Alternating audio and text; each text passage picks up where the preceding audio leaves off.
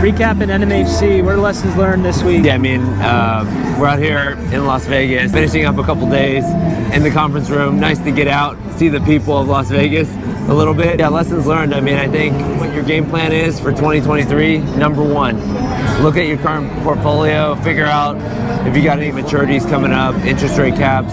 Let's figure out what to do with the portfolio, number one. All right, you go.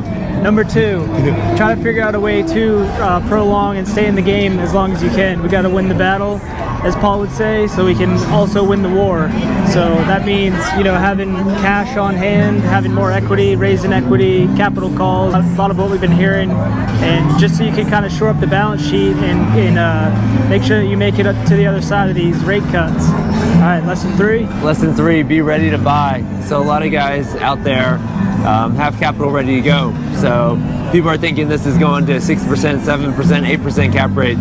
Nope, people are stepping in right now and buying deals at 5.25, 5.5. They're putting on debt at 5.25, 5.5. So it's not negative leverage, probably neutral. You're not getting a ton of positive leverage, except maybe if you go to secondary, tertiary markets. And then lesson four, for new syndicators or people that haven't been in the game quite as long, I think people are going to start looking for smaller deals, 50 to 100 units, what we heard.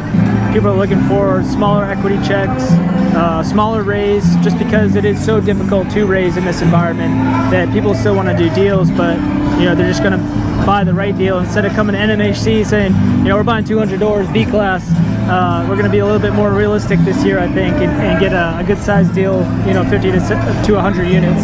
And then we're going to wrap up lesson 5 with the airplane analogy. So we are the air traffic controller. Your plane's in the air, you got to make sure it lands. So figure it out, call us, figure out what options you have, whether it's fixed, Fannie, Freddie, bridge to bridge, preferred equity.